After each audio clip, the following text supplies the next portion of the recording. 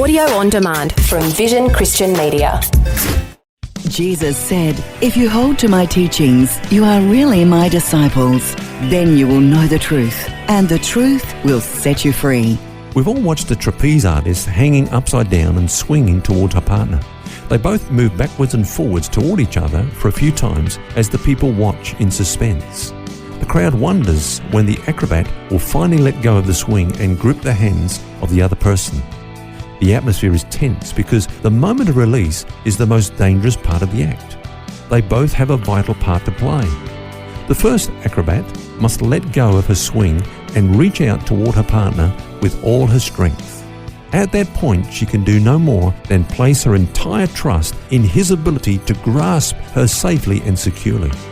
On the other hand, her partner can do nothing until she first lets go of that crossbar and makes the death-defying leap toward him. Similarly, those who have suffered rejection must come to that moment of crisis when they decide that they will forever cease living as a rejected person, and at that moment they may feel just as vulnerable as the trapeze artist. But letting go and trusting themselves to the arms of God's love and acceptance is a part of the journey of faith.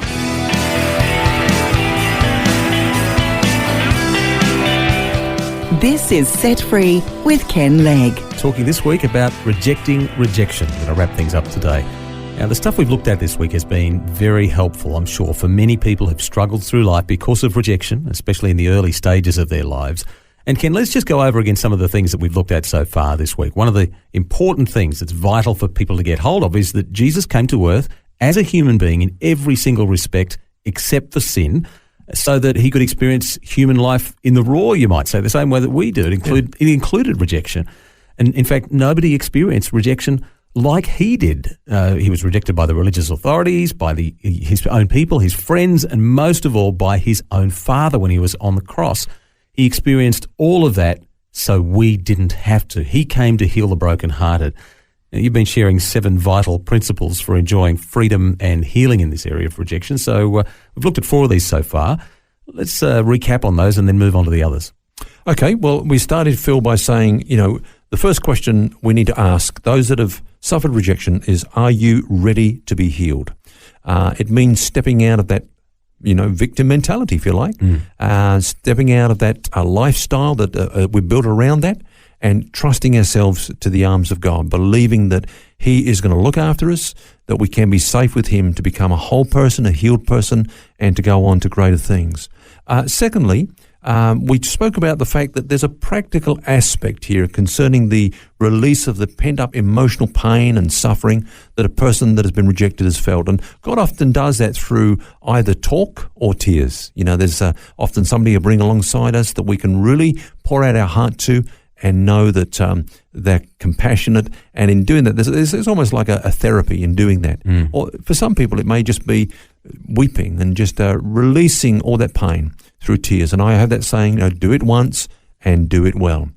And then thirdly, of course, we need to forgive those who have rejected us. Yeah. Forgiveness is as much about us as it is about the person that we are forgiving. And there's nothing that will hold us so much in the past as unforgiveness. So this is a very important thing. But it is important, and we discussed this, Phil, that forgiveness is not a feeling. It's not an emotion. We don't have to wait until we are in a certain frame of mind or feeling to be able to say, yes, now I can forgive that person. It's actually an act of the will. It's a decision that we will not mention the past hurt against that person again. And then fourthly, the positive thing, of course, is that we need to see ourselves as God sees us. And he doesn't see us as rejected because we are accepted in the beloved. And that's our position. That's our new creation identity. We need to embrace that with both hands. The title this week is, of course, Rejection. The opposite of that is what we need to be doing too, and that is accepting acceptance, knowing that God does accept us. That's right. Those 4 things are all very practical, all very biblical thing. There's 3 more. What's the next one? Okay, then the next one is ask God to make you a whole person. Because, up until now, we could say we've been a hurt person. Now, how do you know when God has made you a whole person? Well, there's that old saying, and I love it because it is a great sort of gauge, if you like, of what God has done in our lives. And we say, hurt people, healed people, heal people. Now, I know that I'm healed because my whole life, is by the grace of God, wanting to help heal others and to bring blessing and healing and wholeness to others. I don't think go around hurting people. Yeah, you're a great example of this, because earlier in the week you shared your own story about how you'd been through this as a child and experienced rejection from your father. But clearly you have dealt with that and are one of those healed people, healing people. Yeah, exactly. Well, by the grace of God, and I know that I deliberately don't want to hurt. I mean, I don't say I don't hurt people, because we often do unintentionally, but I don't go around with that kind of malicious spirit, because I know that God has done a thing in my life that has set me free from all that desire, All right, what's the next one? Okay, I believe that we need to ask God for a spirit of meekness. Now, let me explain what I mean, Phil. Often we can pray for people that they would be healed and made whole and set free from rejection. Now, here's the thing. By the end of the day, that person might be rejected again, because you can't control what others will do to them. Yeah. But here's the thing. Meekness is that Spirit of Christ, of course, living in us and working through us, whereby we can basically accept offences, provocation, insult, injustice, hurt, without it damaging us, because we know that we've died with Christ anyway. We've got nothing to defend. We've got nothing to kind of, no rights to kind of grasp at.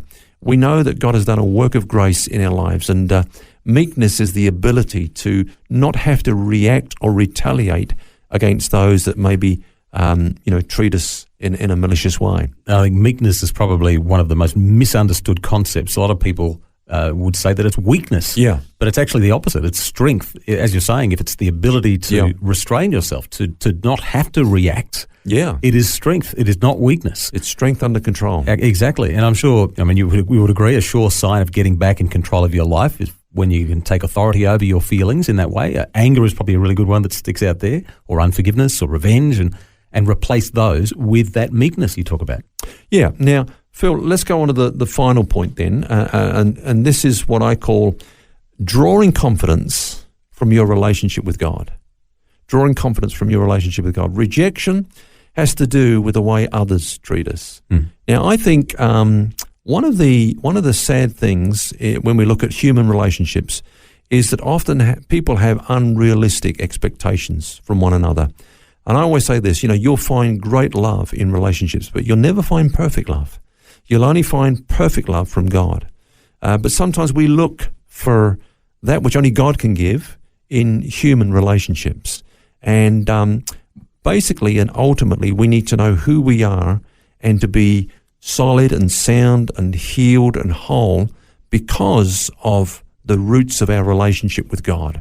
He's the one that gives us our bearing in life. Now, if I can read to you, Phil, from Hebrews chapter 13, and I'll read it in context. I'll go back just a little bit. Verse 4, marriage is honourable amongst all, and the bed undefiled. But fornicators and adulterers God will judge. So God has set up marriage as the perfect relationship, the most intimate relationship that a couple can experience.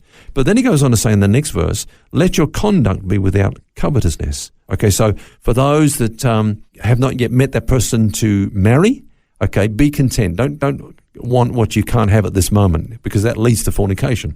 Now, then he goes on to say, for he himself has said, I will never leave you, nor forsake you, so that we may boldly say, the Lord is my helper, I will not fear. What can man do to me? Now, if I could summarize, there will always be deficiency in human relationships, but God's relationship with us is perfect.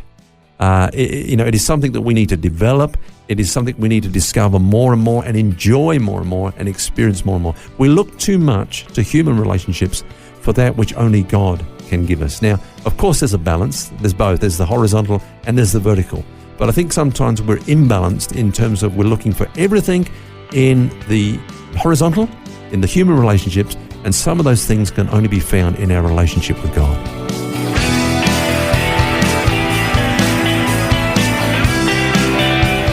Well, that brings us to the end of our series this week. Hope you can join us next week when we start a brand new one. Until then, remember, you don't have to carry that baggage. God wants you to be set free. Find articles and more set-free podcasts in the free Vision Christian Media app or at vision.org.au. Thanks for taking time to listen to this audio on demand from Vision Christian Media. To find out more about us, go to vision.org.au.